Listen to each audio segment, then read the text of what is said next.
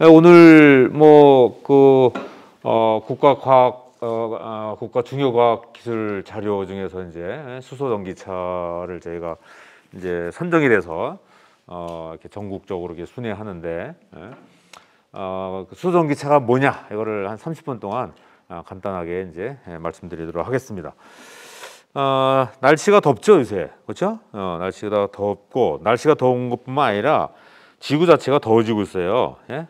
이거 다 아는 얘기죠, 그죠? 그래서 유럽에 겨울에 폭풍이 오고, 미국에 뭐 살인 한파도 오고, 뭐 홍수에 가뭄에 뭐 산불에 난리가 나죠 지금. 예, 그게 다 이제 지구가 뜨거워져서 그래요. 뜨거워져서. 예, 그래서 빙하든지 다 녹아내리고 있어요. 예, 다 녹아내리고 있고, 우리나라도 이제 이걸 피해갈 수가 없죠. 한라산에 그 나무들이 다 구상나무란 이 나무들이 전부 다 죽어가고 있고, 그다음에 이 과일이나 아니면 과일이나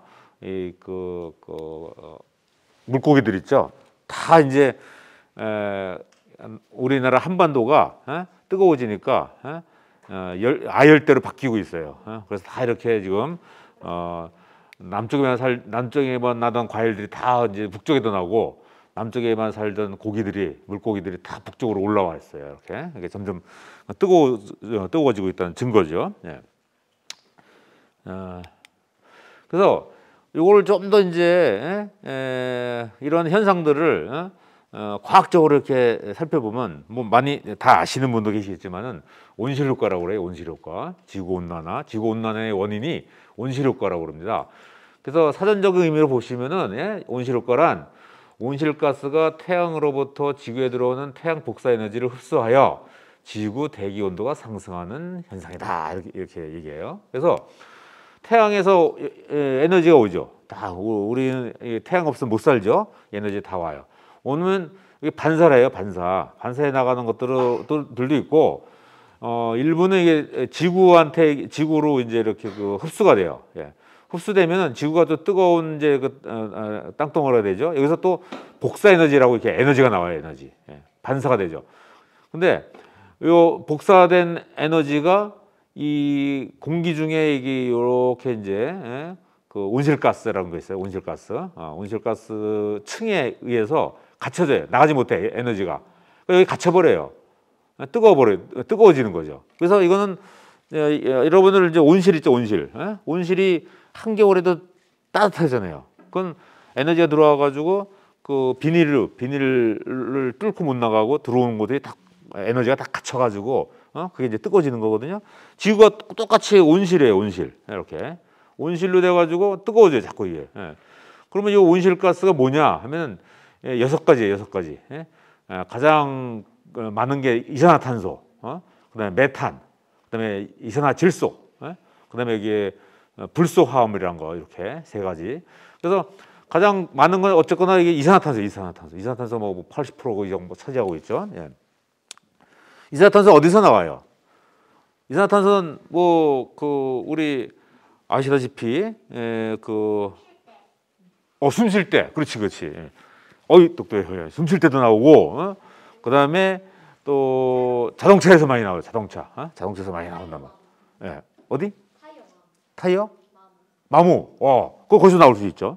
그래서 아무튼 우리 사람들이 활동하는 모든 그 활동에는 그 불순물이 나오잖아요. 그 중에 가스가 중요한 게 이산화탄소가 나오는 거죠. 이산화탄소가 이렇게 나올 수밖에 없어요. 그래서 지구가 점점 뜨거워지는 거죠. 예. 자, 그럼 이 뜨거워지는 지구가 지금 그 얘기 말씀드린 거죠. 인류의 산업 활동으로 인해서 온실가스가 이제 더 강화되는 거예요. 그래서 폐기물, 축산, 비료 사용, 에너지 사용, 산업에서 여러 가지 모든 활동에서 다 이렇게 CO2가 나와요. CO2나 아까 메탄이나 이런 이산화질소 같은 게 나오는데, 하다못해 소방구에서도 이게 메탄가스가 나와가지고 이게 온실가스의 비중이 13.5%를 차지한다. 이런 식으로도 얘기해요. 그래서 이 나오는 거 어쩔 수 없는데, 그러면 이걸 놔두면 어떻게 되느냐? 놔두면은 지구가 뜨거워지니까 언젠가는 이게 그냥 온 지구가 펄펄 끓을 거 아니에요, 그렇죠? 그래서 과학자들이 그걸 과학적으로 살펴봤어요. 예? 살펴본 게 뭐냐면은 예? 거기 그 하와이에 예? 마우나로아라는 산이 있는데 그 정상에 관측소를 이렇게 해놔가지고 여기서 이제 CO2 농도, 공기 중에 CO2 농도, 그래서 이산화탄소죠. 온실가스의 대표적인 게 이산화탄소라고 그랬죠. 이산화탄소의 농도를 측정해봤어요. 과학자가. 그래서 이거를 측정해봤더니 이렇게 보시면은 이 옛날부터 1950년대부터 쭉 측정했더니 쭉 올라가기 시작해요. 과학적 증명 이게 뭐 증명이 되죠. 예? 여기서 이제 올라왔다 내렸다 하는 거는 이렇게 자꾸 이렇게 하는 거는 매년 1년 단위로 보면요 이산화탄소가 봄에는 이제 쭉 증가하다가 나뭇잎이 많잖아요. 나뭇잎이 많아지면은 나뭇잎들이 무슨 활동해요? 광합성하죠. 그러니까 이산화탄소 흡수해가지고 이제 또 산소를 내놓죠. 그러니까 이산화탄소 흡수하는 요게 이렇게 떨어지는 이유가 여름철에 잎사귀가 많을 때는 이렇게 떨어져요. 광합성 활동하기 때문에. 그래서 이렇게 이런 커브를 그려요. 그래서 이런 커브가 계속 올라가는 거죠. 예, 예. 그래서 지금 뭐 현재 400 ppm이라는 단위가 이제 뭐 전문 용어인데 굉장히 미량을 나타내는 거예요. 100만 분의 1 이걸 ppm이라고 그래요. 100만 분의 1 농도가. 그래서 이 400 ppm을 넘었어요. 이게. 예. 그래서 이게 지금 굉장히 지금 현재는 한 450 ppm, 뭐 500 ppm을 다가가고 있어요. 예. 이게 자꾸 이게 이산화탄소 농도가 커지면은 온실가스의 그 온실에 그 비닐의 두께가 두꺼진다는 뜻이에요. 그러면 그 빛을 자꾸 가둘 거 아니에요. 뜨거워질 수밖에 없어요. 그럼 우리 인류가 어떻게 해야 돼요? 예? 그 온실가스의 구멍을 뻥 뚫어서 에너지를 팍 보내면 좋겠죠. 근데 어떻게 그 지구상에 있는 그 온실을 그 구멍을 뚫을 수가 없잖아요. 그래서 방법은 뭐냐? 예? 온실가스를 배출을 줄여야 돼요. 예? 줄여야만 인류가 살 수 있어요. 예? 예를 들어 개구리를 이렇게 그 뜨거운 냄비에 놓고 그 뜨거운 이제 그죠 냄비에 놓고 서서히 가열하면요 개구리가 뜨거운 줄 몰라요.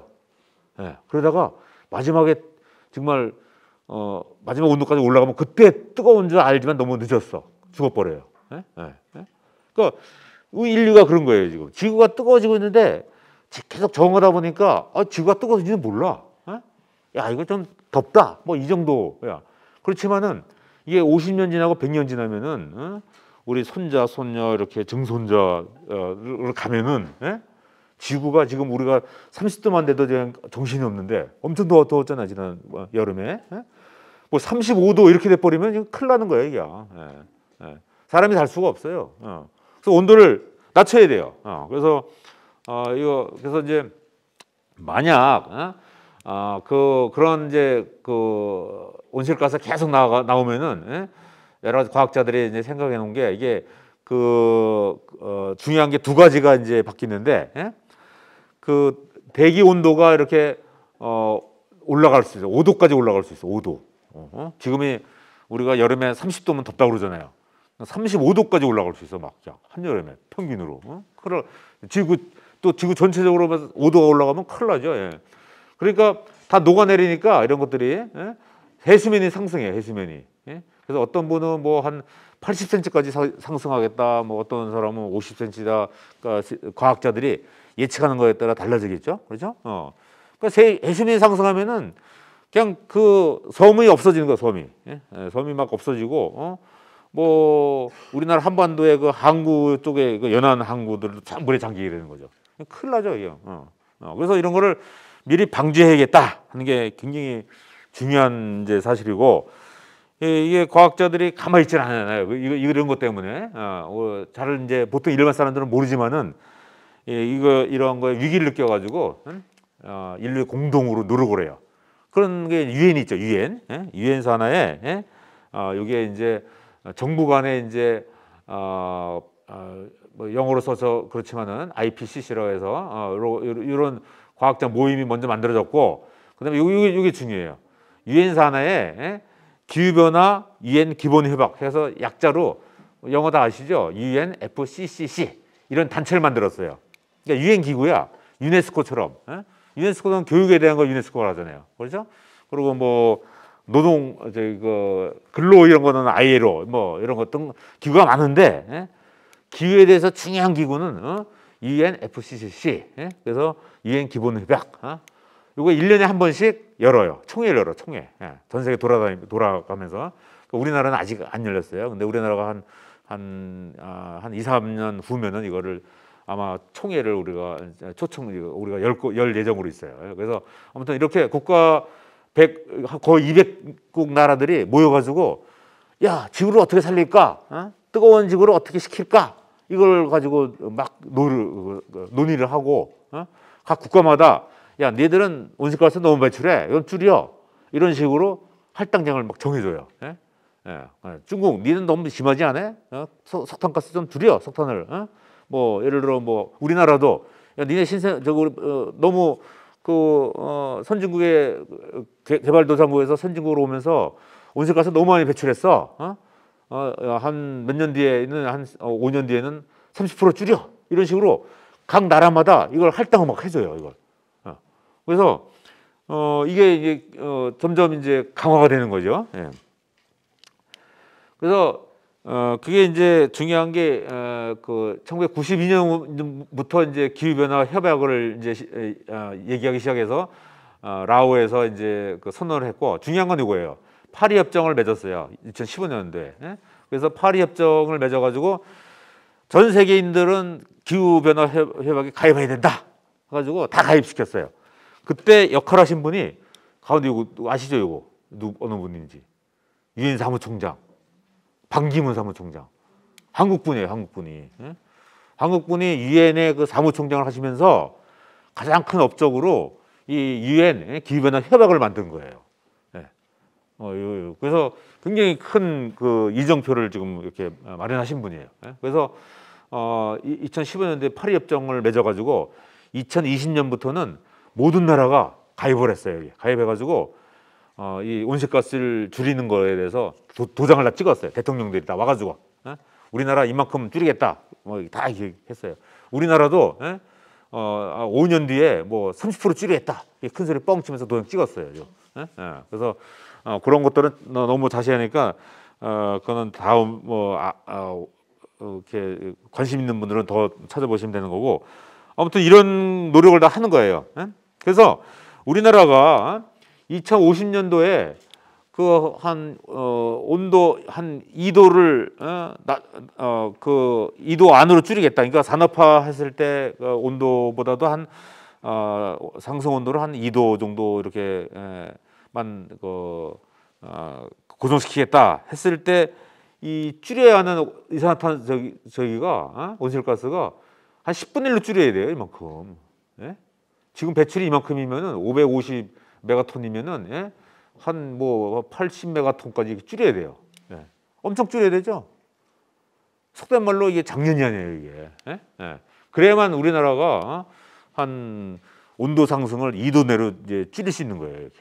지금 평균 이제 30도인데 아까 5도까지 올라간다고 그랬죠.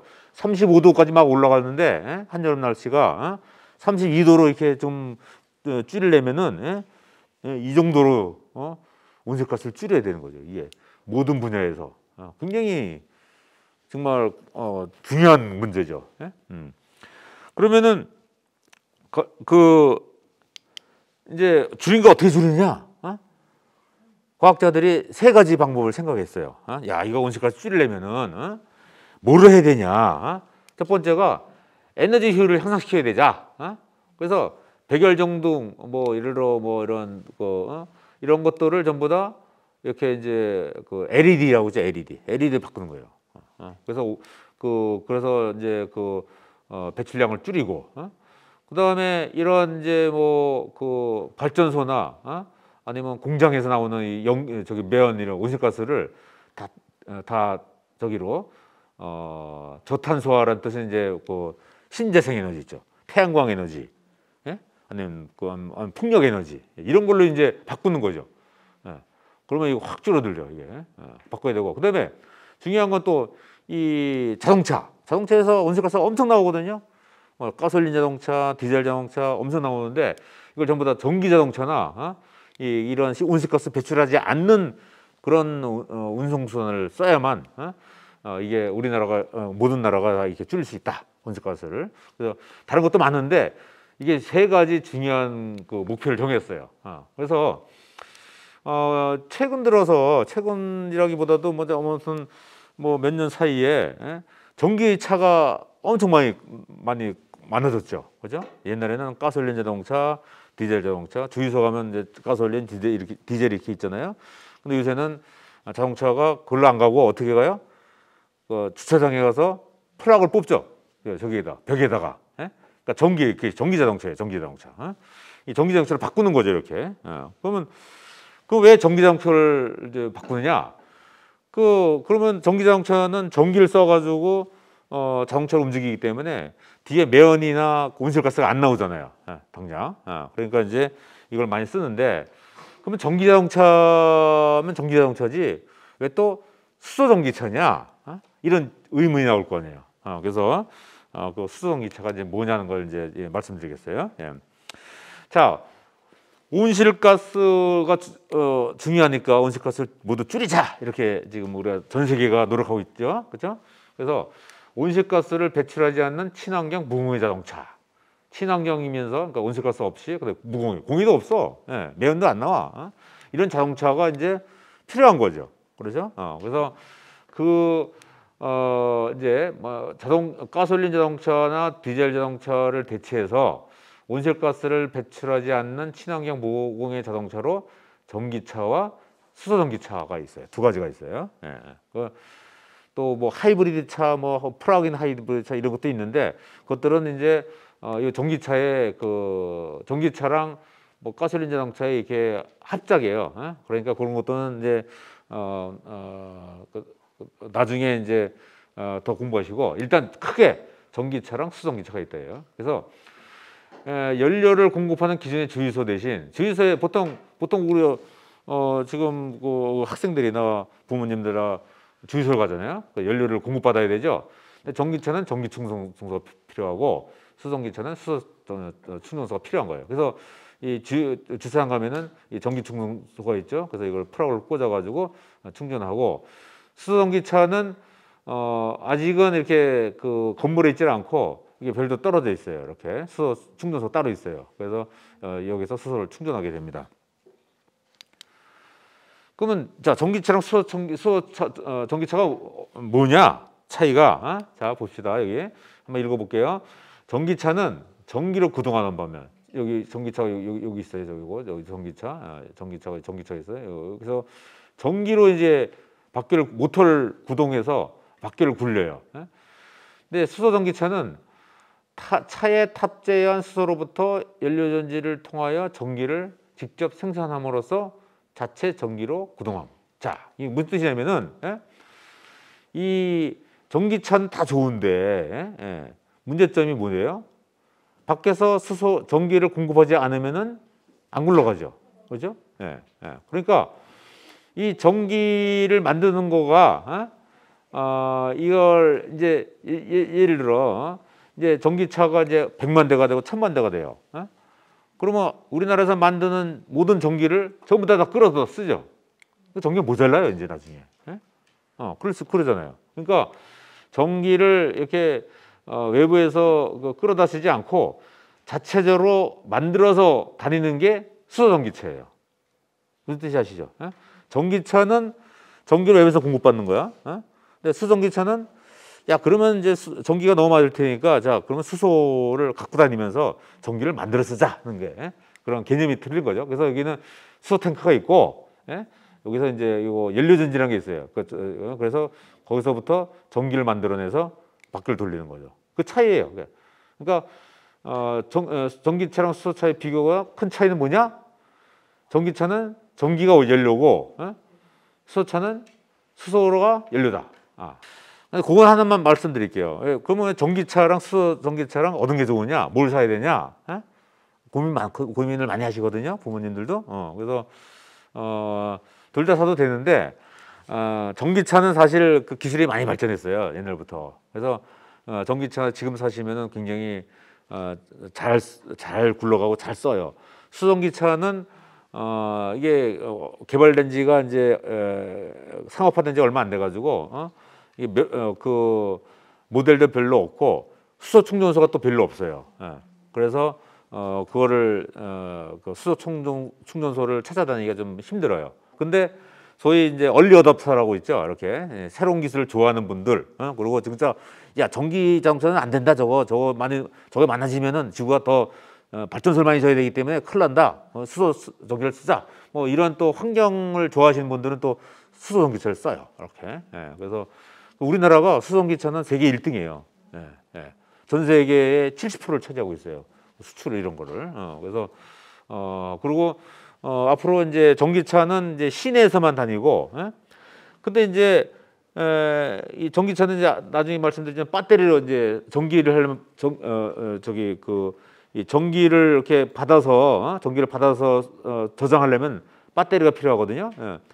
이 배터리를 그 뒤에 이제 그걸 싣고 다니는데 만약 트럭이나 비행기나 선박 같은 데는 만약 전기를 받아서 이렇게 뭐 엔진을 돌리려면은 모터를 돌리려면은 그 배터리가 엄청 많아져야 할 거 아니에요. 트럭을 예를 들어 전기 트럭으로 바꾸겠다 하면은 배터리가 그냥 엄청 많이 드니까 너무 무거워서 굉장히 비효율적이거든요. 그래서 과학자들은 생각하기를 전기차는 시내 자동차, 승용차로만 쓰이고 앞으로 상용차, 전기 트럭이나 전기 버스나 전기 선박이나 뭐 이렇게 대형 운반체는 앞으로 수소 전기차로 가지 않을까 양분해서 그렇게 예상하고 있어요. 자, 여기서 이제 전지의 개념이 나와요. 그러니까 1차 전지, 2차 전지, 3차 전지. 이것만 오늘 아시고 가도 아주 뭐 탐방 아주 뭐 의미가 있을 거예요. 요 1차 전지란 게 뭐냐면은 전지란 건 셀이에요. 셀. 전기가 나오는 장치를 모두 전지라고 그래요. 전기가 들어있는 셀이라는 뜻이죠. 1차 전지는 한 번 사용하면 폐기하는 걸 1차 전지라고 그래요. 건전지 있죠. 건전지. 건전지 이거 다 1차 전지예요. 그냥 쓰고 버려야 돼. 너무 아깝잖아. 그러니까 이제 이렇게 이제 2차 전지를 만들었어요. 사용한 후 재충전할 수 있게끔. 재충전해 계속 반복해서 사용하는 거. 핸드폰 배터리. 계속 재충전을 하잖아요. 그렇죠? 자, 근데 문제는 뭐냐면은 전기가 있어야 돼. 2차 전지는. 그러니까 아까 말씀드린 대로 이 밖에 콘센트가 있어야 전기를 공급받을 수 있으니까 어떤 때는 그런 이제 아까 말씀드린 대로 전기가 너무 많이 들 거니까 이제 앞으로 이제 수소를 다른 소스를 마련하자 해서 그런 개념도 있고, 예를 들어 뭐 전시에 예를 들어 발전소가 다 죽었어, 발전소가 다 끊어졌어. 그러면은 전원이 뭐 탱크나 뭐 예를 들어 또 트럭도 다 움직여야 할 거 아니에요.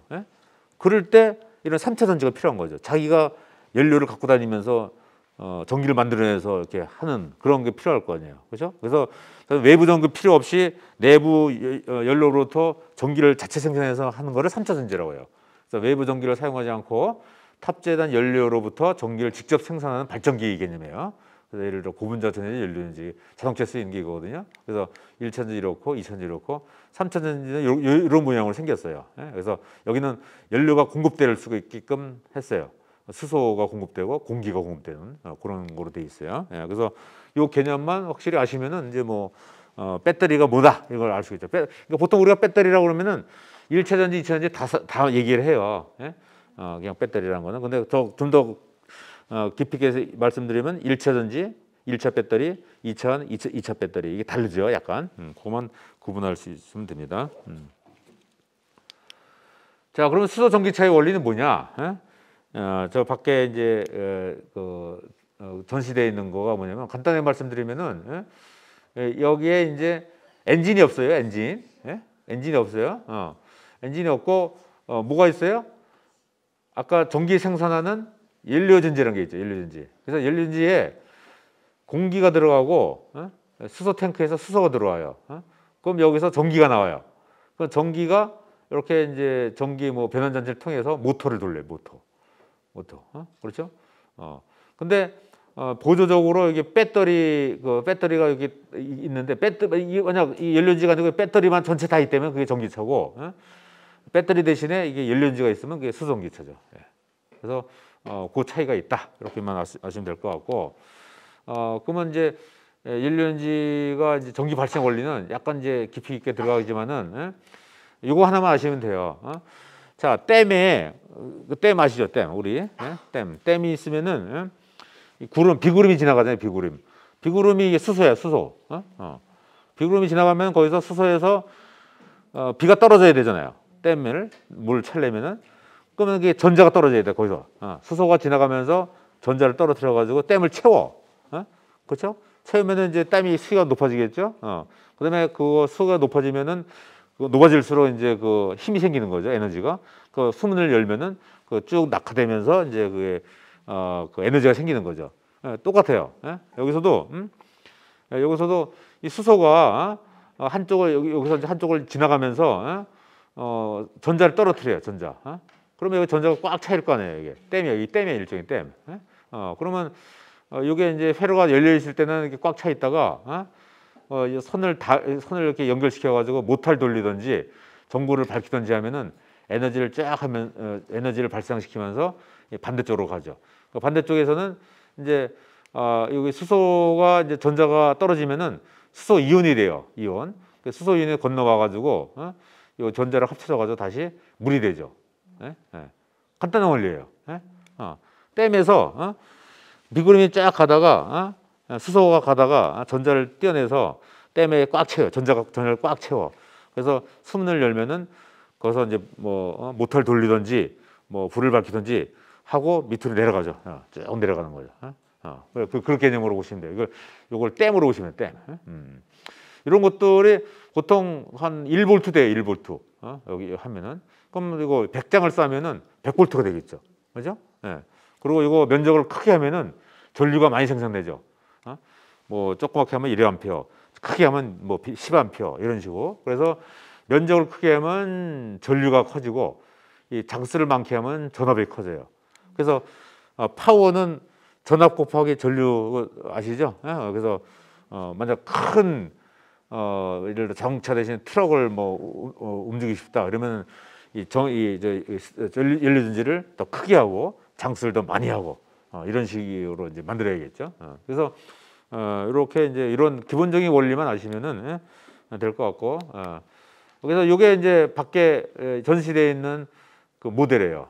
그래서 20년 전에 우리 키스트에서 야 앞으로 20년 뒤에 그때는 전기차도 없었고 수소 전기차도 없었어요. 근데 이제 그때 이제 앞으로 미래에는 분명히 이 온실가스 문제가 생길 것이다. 그러면 전기차랑 수소전기차가 필요할 것이고 우리나라 전기차 한 연구하는 사람들 많은데 수소 전기차 하는 사람 연구하는 사람은 없으니까 우리가 미리 한번 만들어 보자 해가지고 수전기차를 이제 만들어 본 거죠. 이렇게 만들어 본 거예요. 그래서 이게 아까 말씀드린 대로 이게 스택이에요. 스택. 여기 100장을 써요. 100장이 쓴 거죠.